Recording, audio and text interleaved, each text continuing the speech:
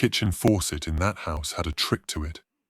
You had to lift the handle slightly left of center and hold it there for 2 seconds before the water would come, and even then it sputtered like it was angry about being asked. I'd meant to fix it for 3 years. Never did. That's the kind of father I was, the kind who knew what was broken and kept a mental list that grew longer than any weekend could hold. My name is Drew Kerrigan, 41, unemployed since March, which by that October meant 7 months of waking up in a house I could barely afford, sending applications into a void, and waiting for every other Friday when my daughter would appear at the front door with her overnight bag and that careful expression kids get when they're managing a parent's feelings. Lila was 11. She had her mother's dark hair and my unfortunate habit of going quiet when things got complicated instead of saying anything useful. The house was a split level in Briarwood, a subdivision outside of Dayton, Ohio, built in the late 80s when someone decided that half flights of stairs between every room constituted architectural ambition. 3 bedrooms on the upper level, living room and kitchen in the middle, a den and laundry room on the lower level, and a garage you reached by going down 4 more steps from the den. I knew every wall, every outlet, every place where the carpet had worn thin. I could close my eyes and walk the whole floor plan without touching a thing. That matters. That's why what happened made no sense. October 11th, a Friday, Lila's weekend, I'd really cleaned. Not the shove everything into closets routine, because Karen had made a comment into the last handoff about the state of the bathroom. I'd bought groceries, made the bed in Lila's room with the purple sheets she liked, even got the good cereal, the one with the freeze-dried strawberries that cost $6 a box and tasted like sugar and chemicals and love. She arrived at 4:15. Karen pulled into the driveway and didn't come to the door, which was normal. Lila walked up the path with her bag over one shoulder and Bo trotting beside her. Bo, a 7-year-old German Shepherd mix we'd gotten as a puppy when Lila was 4. Joint custody included the dog Karen's idea, believe it or not. She said Lila needed consistency, and Bo was the one thing that lived in both houses without choosing sides. He was 80 pounds of black and tan patience, with one ear that never quite stood up all the way and a grey patch developing along his muzzle. He knew my house as well as I did, knew where his water bowl went, knew which couch cushion was his, knew the precise boundary between the kitchen tile and the den carpet, where he'd stop and wait to be told it was okay to come downstairs. "Hey, kiddo!" "Hey, Dad!" She handed me her bag. Bo pushed past both of us and went to the kitchen, where his water bowl was exactly where it always was. I heard him drinking that loud, satisfied lapping, and Lila smiled for the first time. Small things. Small anchors. I had no idea what was happening in the world. That sounds impossible now, but it's the truth.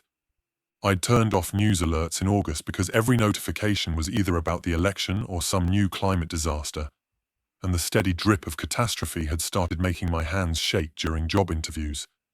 I deleted the apps. I checked weather and email. And that was it. Karen didn't mention anything during the handoff. Later she'd tell me she didn't know yet either, not really, not the shape of it. Nobody did on October 11th, not in Dayton. Lila wanted mac and cheese for dinner, the boxed kind, with hot dogs cut into it. She sat at the kitchen counter and told me about her science project. Something involving borax crystals growing on pipe cleaners while Bo lay on the tile near the refrigerator, his eyes half closed, his breath slow and even. A normal Friday. A good Friday. That night I let her stay up until 10 watching a movie on the couch. Bo wedged himself between us, his head on Lila's thigh. I remember looking at them, my daughter and my dog, and feeling that specific ache of borrowed time. 2 days. I always had 2 days. Saturday morning I woke at 6:40. Habit. Unemployment hadn't cured me of the alarm clock body. I went downstairs to make coffee and found Bo standing in the lower hallway. Not lying down, standing, facing the wall between the laundry room and the garage access. Still as a piece of furniture someone had placed there and forgotten about. Bo, hey, breakfast? He didn't turn, didn't wag. His ears were forward, both of them, even the soft one pressed towards the wall like he was listening to something behind it. I walked past him to the laundry room, scooped his food, set it in his bowl. Rattled it. He didn't come. This was unusual. Bo was food-motivated in the way that only dogs who've been fed on a strict schedule or the sound of kibble hitting ceramic was, to him, the most important sound in the universe. I walked back to the hallway. He hadn't moved. Come on, buddy, eat. I touched his shoulder. He was tense. Not trembling tense, like a spring held at half compression. His focus remained on the wall. I looked at the wall myself. Pale beige paint, a small scuff near the baseboard where I'd banged the laundry basket against it once. Nothing else. Weirdo, I said. He eventually ate. 20 minutes later, after I'd gone back upstairs, made coffee, come back down. He ate like he was doing me a favor, then returned to the hallway. Same spot, same posture. Lila came down at 9. What's Bo doing? Being strange, I don't know. She crouched beside him, wrapped her arms around his neck. He licked her face once, briefly, then turned back to the wall. She looked up at me with an expression I couldn't quite place. Not worried, curious. Maybe there's a mouse in the wall, she said. Maybe. I didn't hear anything. No scratching, no scurrying. The house was silent in the way houses are on Saturday mornings, furnace ticking, refrigerator humming. Nothing else. We went to the park. Bo came, acted normal outside, chased a tennis ball, sniffed every third tree, investigated another dog with the usual diplomatic butt circling. By noon he seemed fine. We got drive-through lunch and ate in the car because the weather was grey and spitting rain. But when we came home, he went straight back to the hallway. Same wall. Same attention. It was Saturday afternoon when I first saw it. I'd gone downstairs to switch laundry sheets from Lila's bed, trying to keep things fresh for her. And I passed Bo in his spot and glanced at the wall he was watching, and stopped. There was a door. Not a full door. A seam. A line. Vertical. About 6.5 feet high, with a horizontal line at the top connecting to another vertical line maybe 30 inches to the right. Like someone had drawn the outline of a narrow door directly into the wall with a pencil, and then not drawn, cut. The lines had depth. They were shadows cast by edges that shouldn't have existed in a flat wall. I put my hand on the wall. Smooth, painted drywall. I pressed. Solid. I ran my fingers along where I'd seen the lines. Nothing. No groove. No seam. No hinge. I stepped back. The lines were gone. What the hell?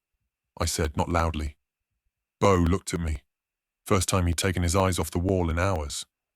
He looked at me, and the expression, I know it sounds insane to talk about a dog's expression like it meant something articulable, but he looked at me like he'd been waiting for me to notice.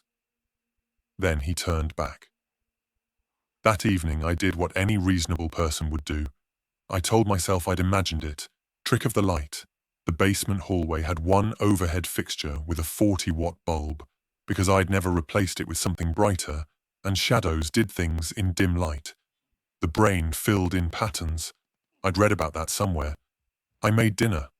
Spaghetti with jarred sauce and garlic bread from a frozen box. Lila told me about a friend at school who'd gotten a hamster. Bo finally came upstairs around 7 and lay on the couch with us during another movie. Normal. See? Normal. But at 11, when I went to lock up and check the doors before bed, Bo was back downstairs. I found him in the hallway, lying this time, his body parallel to the wall. his nose almost touching the baseboard. Not sleeping. His eyes were open, catching the faint yellow glow from the hallway light. I stood there in my socks and sweatpants and looked at the wall above him. The seam was there, clearer now. Definitely there, a faint rectangular outline, the suggestion of a frame. As I watched, I felt something else. Air. Cold air, moving against the hair on my forearms, coming from the direction of that wall. Not a draft from the garage. I knew what that felt like. And it came from below the garage door, smelling of concrete and motor oil. This was different. This was clean, cold. The kind you feel walking into a room that hasn't been opened in years. "Bo," I whispered. "What is that?" He pressed himself lower against the floor, not cowering, blocking. His body stretched full length along the base of that wall like he was covering every inch of whatever was underneath it. His lip pulled back once, briefly, showing teeth. Not at me. At the wall. I went to bed. I didn't touch it, didn't push on it, didn't examine it closer, and that's not courage or rationality. It's the opposite. It's the kind of avoidance that comes from knowing, in some gut-level way you can't explain, that engaging with the thing will make it more real. I lay in bed in the dark and listened to the house settle around me. The furnace kicked on, the refrigerator cycled, and below everything, or maybe just inside my own ears, a sound I could not identify and could not quite be sure I was hearing. A low, sustained hum, less like machinery and more like a room waiting. Sunday, October 13th. I know the dates now because I went back later and reconstructed everything, compared my memories to the timeline the CDC eventually published. Day 3 of the outbreak. Nationally. Day 1 for Ohio, though nobody knew it yet. Not officially. I woke at 5:15. Couldn't sleep. Went downstairs. The door was visible. Fully visible. Not a seam anymore, an actual door, flush with the wall but distinct, with a frame I could see and almost touch. It was the same color as the surrounding wall, painted the same beige, but it had dimension now. Edges. A thin shadow where it sat slightly recessed within its frame. No handle, no knob, no hinges visible. Just a tall, narrow rectangle of door, slightly ajar open maybe a quarter inch, enough to see a black line of gap along one side where cool air whispered through. Bo was asleep in front of it, truly asleep this time, his ribs rising and falling, exhausted from vigilance. I got on my knees and brought my face close to the gap. The cold air touched my cheek. It smelled like nothing. Not musty, not chemical, not damp. Just cold absence of smell, which is itself unnatural, because every space has a smell paint, wood, dust, old air. This had none. I could see nothing through the gap. Black.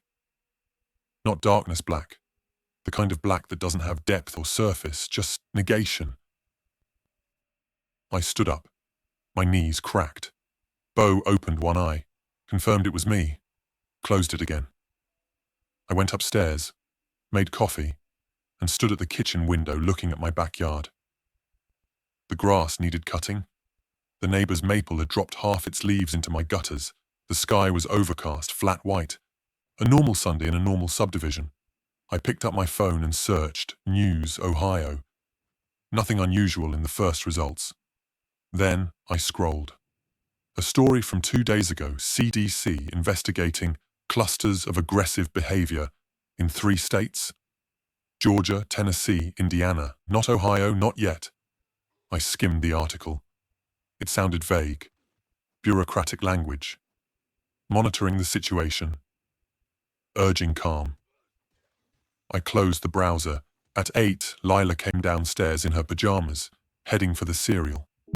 She paused at the bottom of the stairs and looked left toward the lower hallway. "Dad? Yeah? Is that a door?" My throat closed for a moment. "You can see it?" "Yeah, was that always there?" "No." She walked toward it. Beau's head came up immediately, ears forward, and he scrambled to his feet. He positioned himself between Lila and the door, his body sideways, making himself as wide as possible. She reached for him absently, still looking at the door over his back. "What's behind it?" "I don't know. Lila, don't touch it." "Why?" I didn't have an answer. Why not? Because a door appeared in a wall where no door was. Because your father's dog has been guarding it for 36 hours. Because the air coming through smells like nowhere.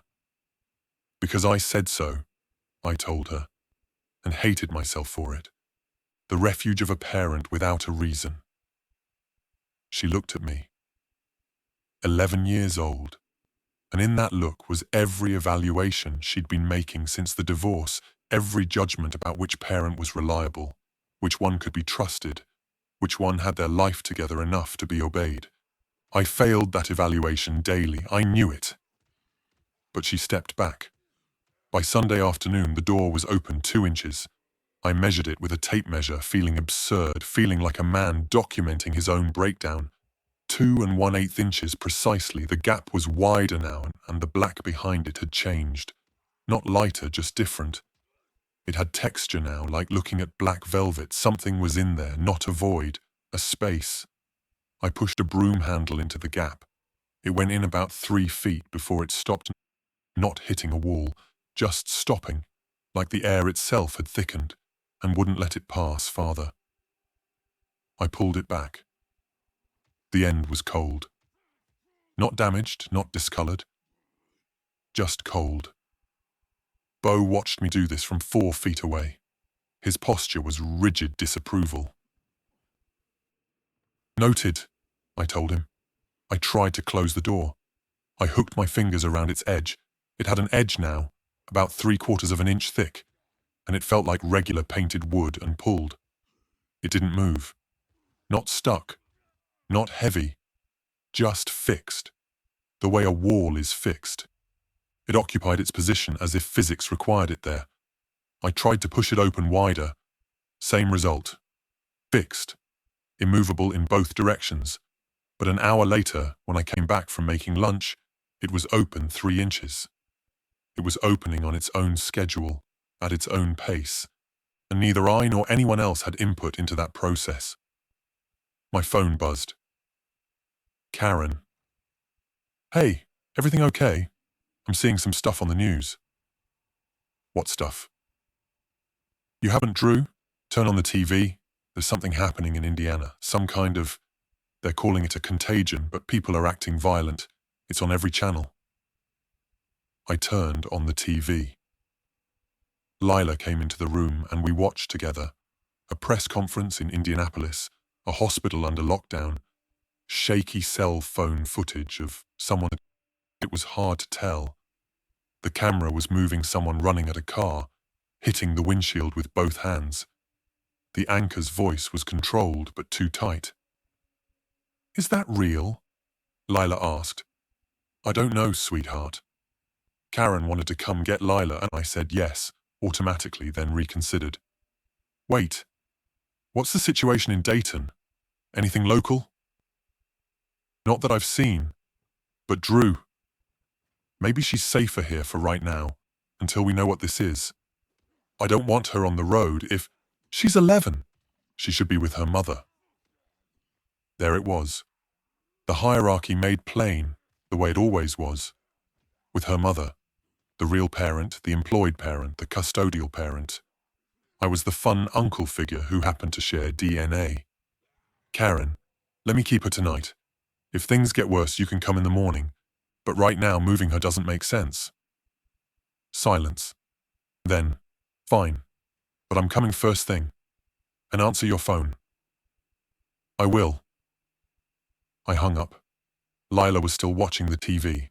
I turned it off. "Is it bad?" she asked. "I don't know yet. But we're fine here, okay?" She nodded. She didn't ask about the door.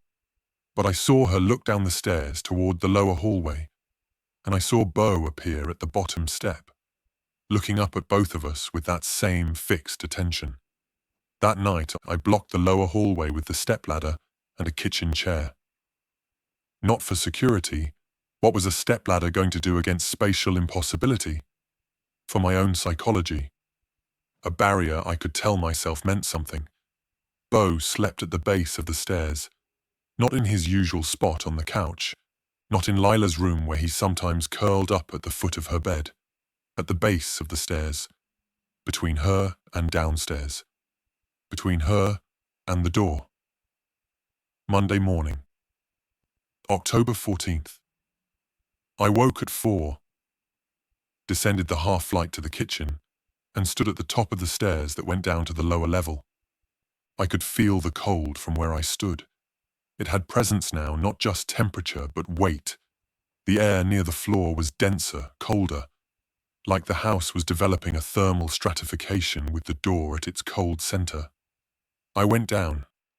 The door was open 6 inches. Beau was awake, standing at his post, and when I appeared, he glanced at me and then back at the door with an intensity that I can only describe as pleading, like he needed me to understand something he couldn't say. I looked through the gap. I could see inside now. Not far, 4 or 5 feet, but what I saw made my knees feel uncertain. There was a room behind the door, a room with hardwood floors and a cream-colored rug, and the corner of a coffee table I recognized. It was our old living room, not this house's living room, the other one, the house on Winding Creek where Karen and I lived for 6 years before the divorce, the house where Lila learned to walk, the house where I was, for one period of my life, a person who could be relied upon. I could see the edge of the blue couch, the one Karen took, the one that sat in her house now 8 miles away, a piece of furniture my daughter knew in both contexts, and I knew only as loss. The room was lit, soft, warm, light, the kind from lamps rather than overheads. It looked inhabited. It looked like someone was home. No, I said. Just that.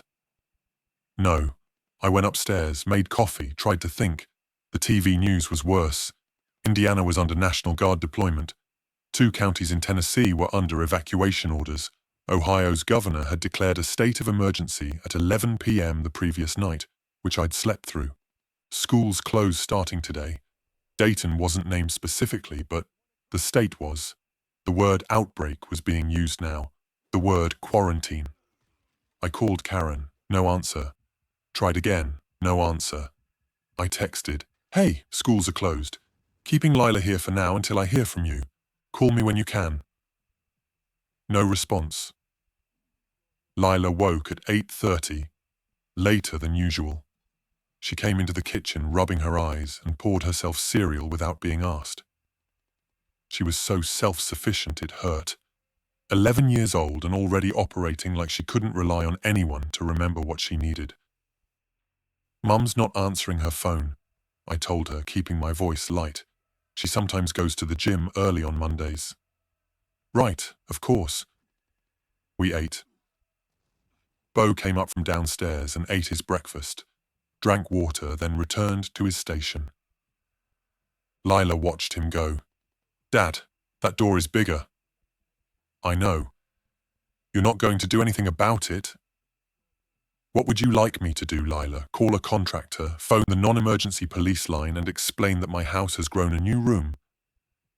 "Dear 911, my split level is developing architecture that doesn't correspond to the county assessor's records. Please advise." "I'm going to figure it out," I said instead.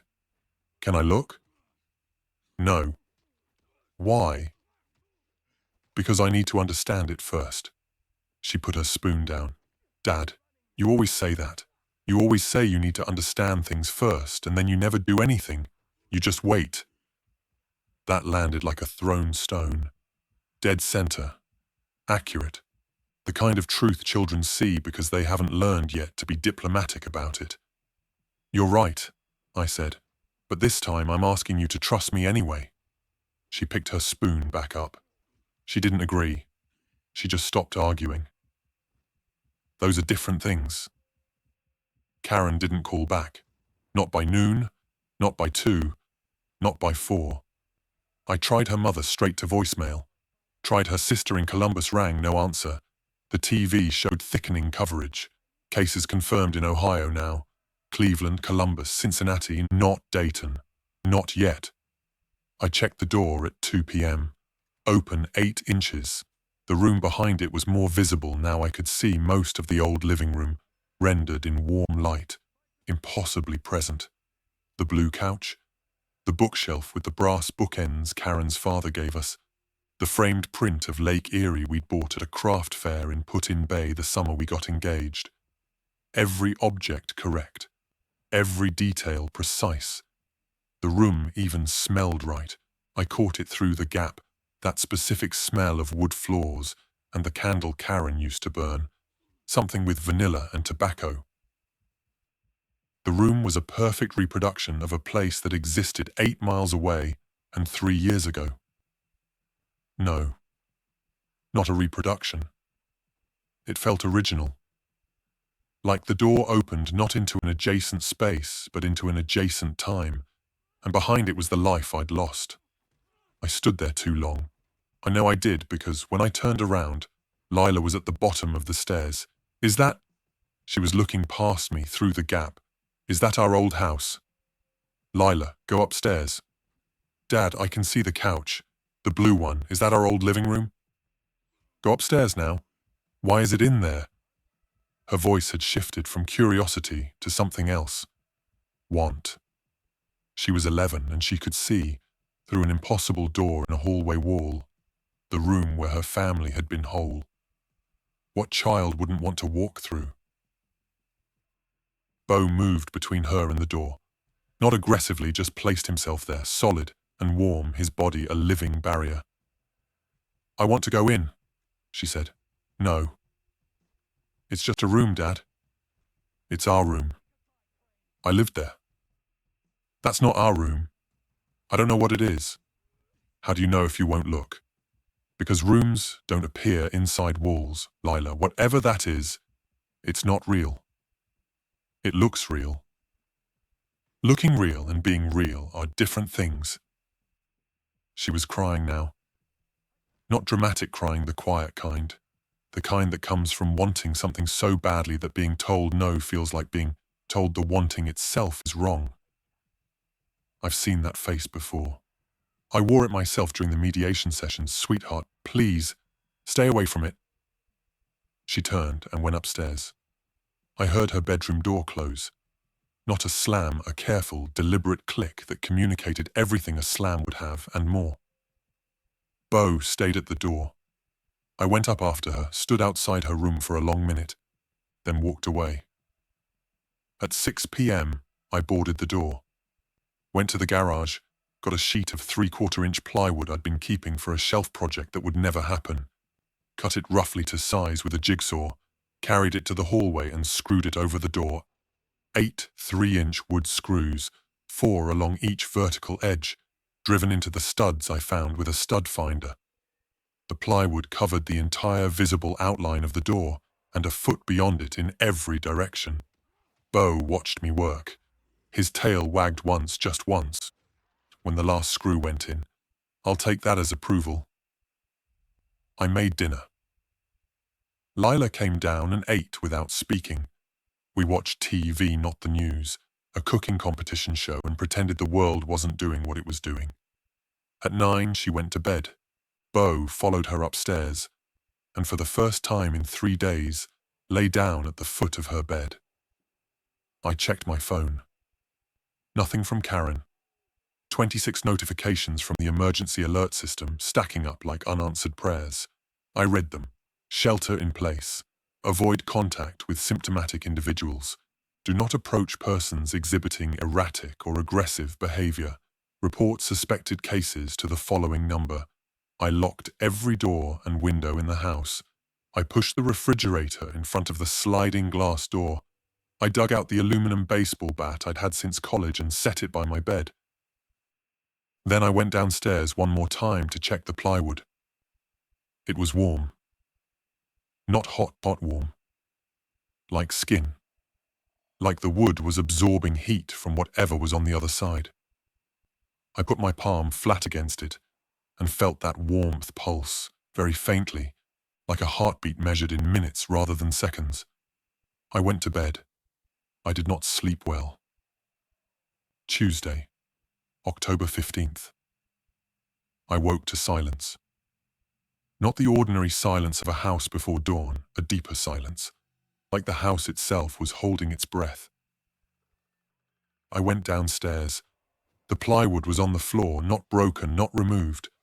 On the floor, face up, the screws still in their holes, the holes still perfectly round, as if the wall had simply released them, expelled the wood like a body rejecting a foreign object. The door was open a foot, 12 inches of warm light spilling into the dark hallway, casting a rectangle of gold on the carpet. From inside, I could hear something I hadn't heard before. Music. Faint. A song I knew, Fleetwood Mac, Landslide, the version we'd played at our wedding. Beau was not in the hallway. I ran upstairs. Lila's door was open. Her bed was empty. Beau was not in the house. I called her name. Nothing. I checked every room, bathroom, kitchen, living room, my bedroom, the garage. 600 seconds of pure, untethered panic in which I opened every door and cabinet and closet like my 11-year-old might have folded herself into the space under the bathroom sink. She was gone. The dog was gone. I went back down to the hallway, stood in front of the open door. Through the 12-inch gap I could see the old living room, fully now, and there on the blue couch, her legs tucked under her, a book in her lap, was Lila. She looked up. She smiled. "Dad, come in. It's warm in here." Beau was not with her. I couldn't see him anywhere in the visible room. "Lila, come out of there. Right now." "Why? It's fine. It's just our old house. Everything's here." "Come out." "Dad, Mom's here." My throat went dry. "What?" "Mum's in the kitchen. She's making breakfast. She says you can come in too." Karen. Karen, who hadn't answered her phone in 36 hours. Karen, who was 8 miles away. Karen, who might, for all I knew, already be dead or infected or running. "Sweetheart, that's not real. Whatever you're seeing, it is real, Dad.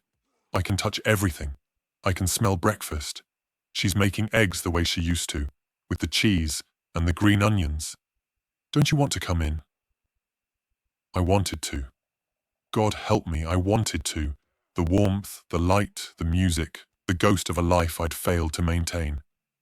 Every inadequacy in me wanted to step through that door into the version of reality where I hadn't lost everything, where I was still the man who came home to a family instead of the man a family came to visit. I put one hand on the door's edge, ready to pull it wide enough to enter. Beau hit me from behind. Not playfully, not nudging. He slammed into the backs of my knees at full speed, 80 pounds of German Shepherd moving with purpose, and my legs buckled. I went down hard on the carpet, my wrist bending under me at a bad angle, and before I could get up, he was on top of me, not biting, not snarling, just pressing his full weight onto my chest and staring into my face with an expression of such absolute, unequivocal no that I stopped moving. He'd been upstairs, in Lila's room, where I'd looked and somehow not seen him. Or he'd been outside, or he'd been somewhere else entirely.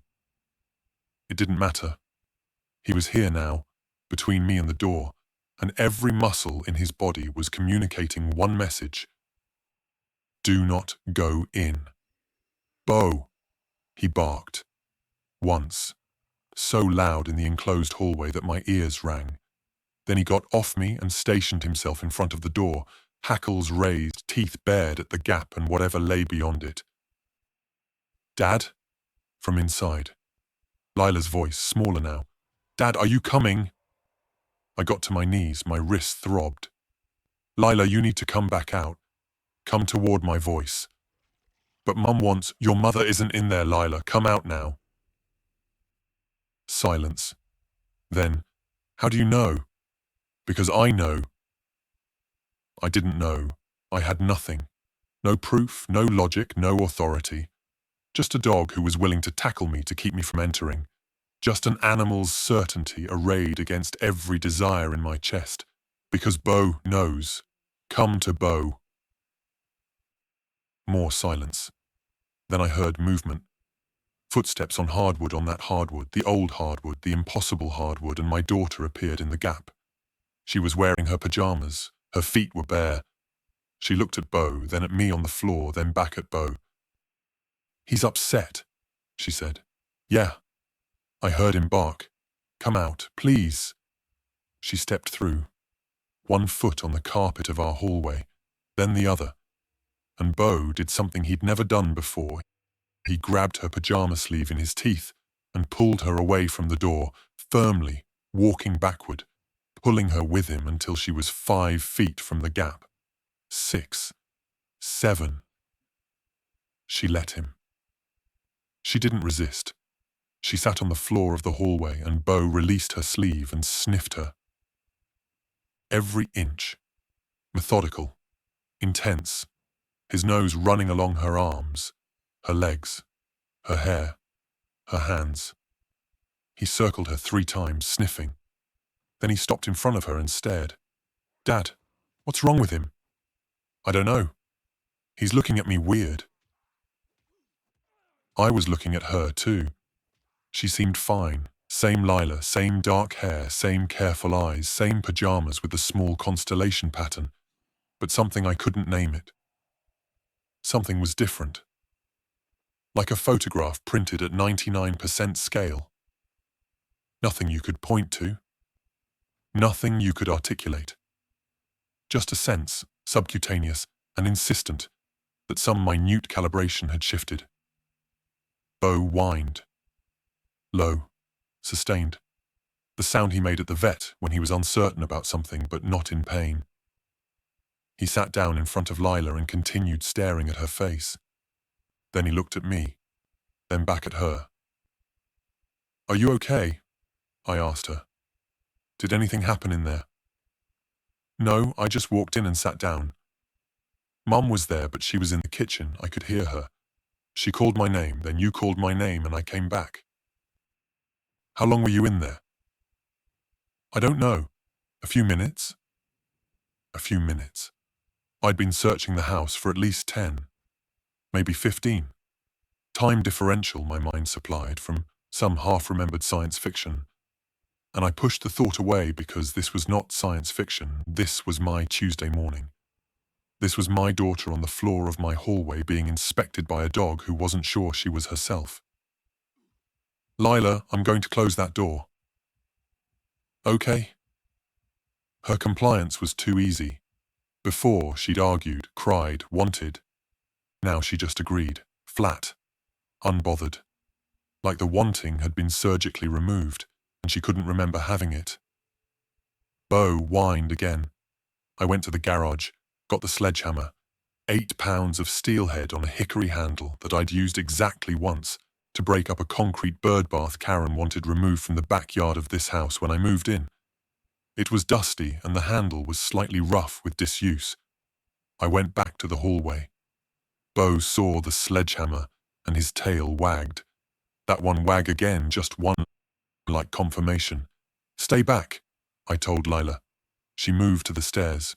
Bo moved with her, positioning himself between her and the door, his body oriented towards her now, not towards the door. Watching her.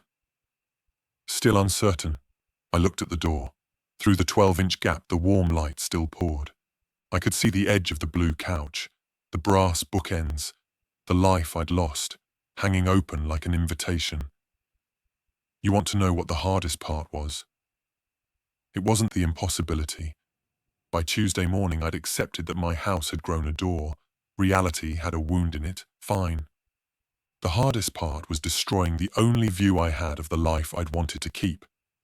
Every time I'd come down to this hallway over the past 3 days, I'd looked through that gap and seen warmth and wholeness and the artifacts of my best years. The old house, the blue couch, the sound of Karen in the kitchen. Every time some part of me had done the math. If I step through, maybe I stay. Maybe there I'm the man who didn't lose his job, his marriage, his daily access to his child. Maybe there I'm the full-time father, the one whose name is on the manifest. And now I was going to seal it with a sledgehammer because my dog told me to. Not because I understood what was behind the door, not because I had evidence of harm, not because my daughter had come back visibly damaged or sick or changed in any way I could prove, but because Bo, 78 pounds of mixed-breed instinct and devotion, was looking at my daughter like she was a word spelled almost right, and he couldn't relax until the door that made her that way was gone. I was trusting an animal over my own perception, over my own desire, over my daughter's stated wish and apparent safety. I was choosing the dog's certainty over every other form of knowing available to me. What kind of father does that make me? I swung. The first hit cracked the drywall around the frame. Dust and gypsum powder burst outward. Behind the broken wall I could see framing 2x4s, 16 inches on center, regular construction. But the door itself didn't crack. It shuddered. Second swing, I hit the door directly. The sledgehammer connected and the sound was wrong. Not the thud of wood, but something hollow and resonant, like striking a bell wrapped in cloth. The door vibrated. The warm light behind it flickered. Third swing. The frame splintered. I could see now that the door wasn't connected to the framing the way a door should be. It was in front of the studs, occupying the same space as the wall, but somehow independently. The studs were intact behind it. The door was overlaid on the wall like a projection, except it was physical, except my sledgehammer was hitting it and it was pushing back. Fourth swing. Something changed. The door began to close. Slowly, the gap narrowing 10 inches. 8. 6. The warm light diminished. The temperature in the hallway dropped. Bo barked again urgently, and I kept swinging. 5th. 6th. 7th. The wall was a mess now. Broken drywall hanging in sheets, insulation visible, dust thick in the air. The door was still closing, narrowing, the rectangle of itself compressing like an eye squeezing shut. The warmth was gone. The cold was gone. The music was gone. 8th swing and the door was a seam again, just a line, a suggestion. 9th swing and even the line was gone. I stood in a hallway full of destruction, broken drywall, pink insulation, exposed studs, dust on every surface, and there was nothing. No door, no frame, no gap. No cold air, no warm light, no impossible room. Just the interior of a wall. Fiberglass insulation, wood framing, electrical wire running to the laundry room outlet. Regular, knowable, built in 1987 by someone following a blueprint. I dropped the sledgehammer. My arms were shaking. My wrist, the one I'd landed on, was screaming. Lila was sitting on the stairs, Bo beside her. She was watching me with an expression I couldn't read. Not fear, not relief. Something neutral. Something waiting. "It's gone," I said. "Okay," she said. I boarded up the wall that night. Not plywood this time. I nailed 2x4s across the exposed studs and screwed sheets of OSB over them, and then stacked boxes of books and old clothes in front of the whole thing until the lower hallway was impassable. Overkill.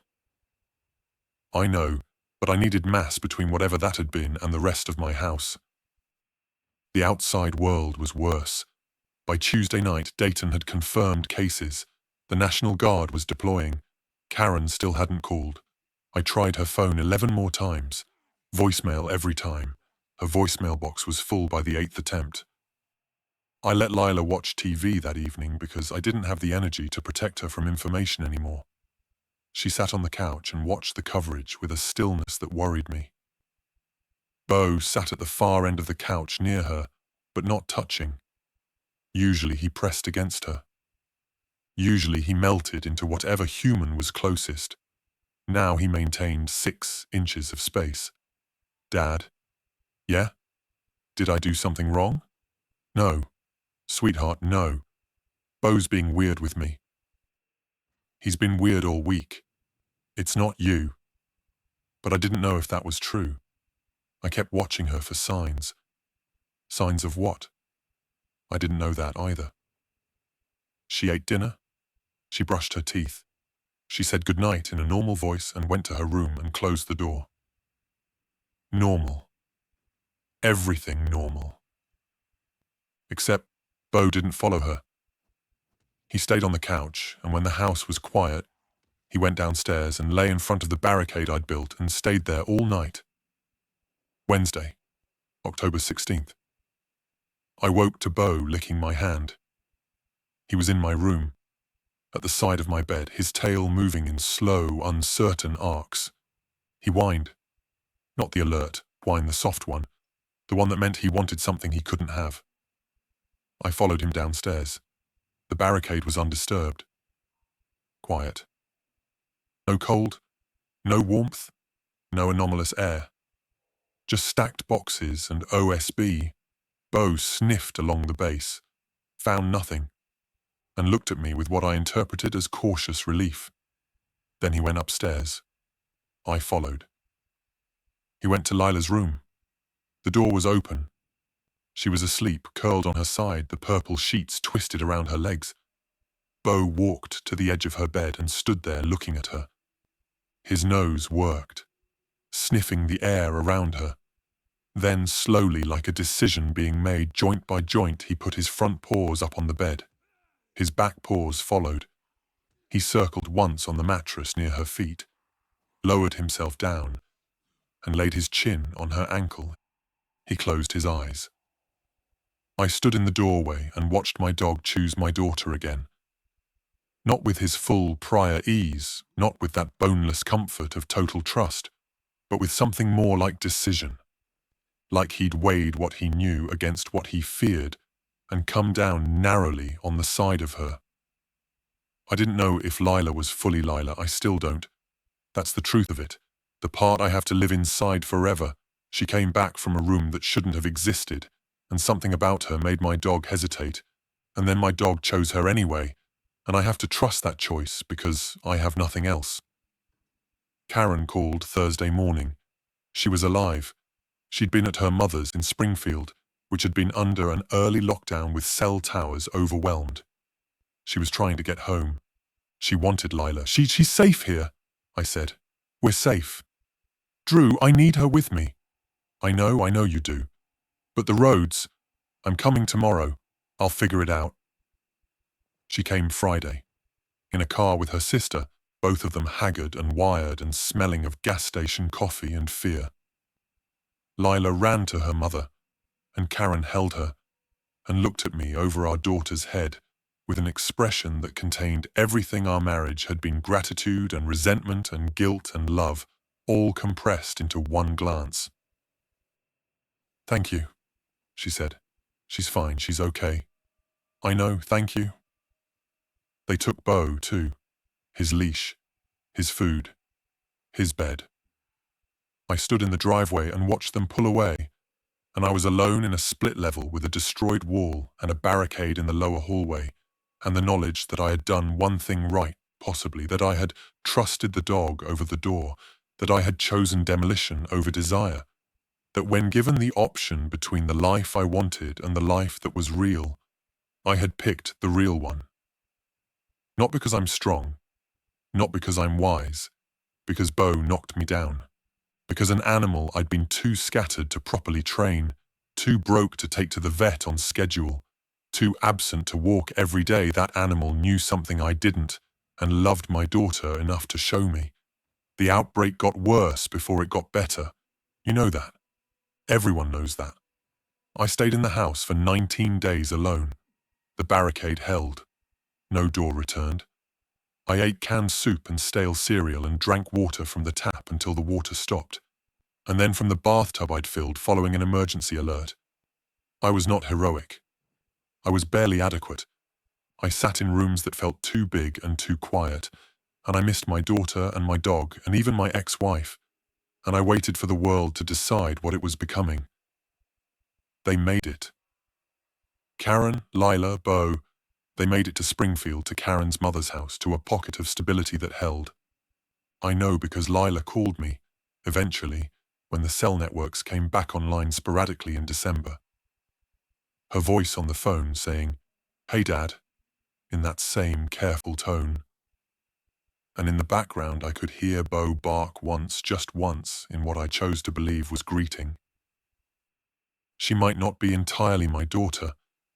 Something might have stayed behind that door with her, or something might have come back in her place, or she might have been altered in some way that only a dog's nose could detect, and even that detection faded with time. I don't know. I'll never know.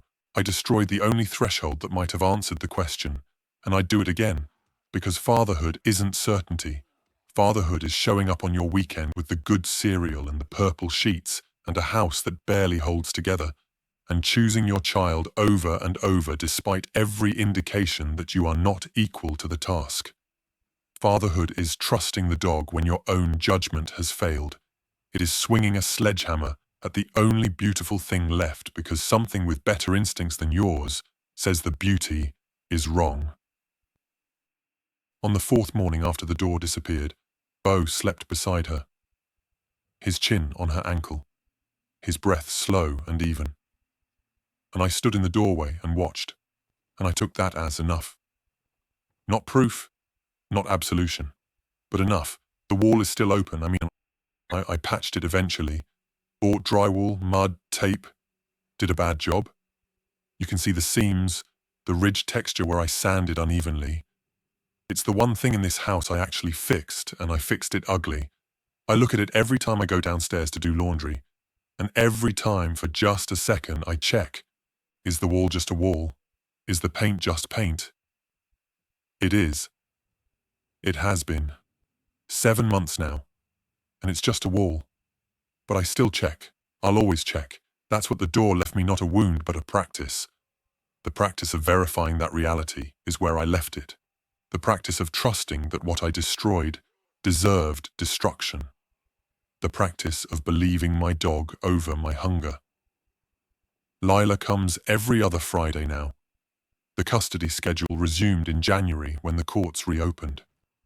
She walks in with Bo and her overnight bag, and that careful expression. And we eat boxed mac and cheese and watch movies on the couch, and I pay attention to whether the dog relaxes near her. He does. Every time. He melts into her the way he used to, boneless and sure. I take that as enough. Some mornings I almost believe it. Most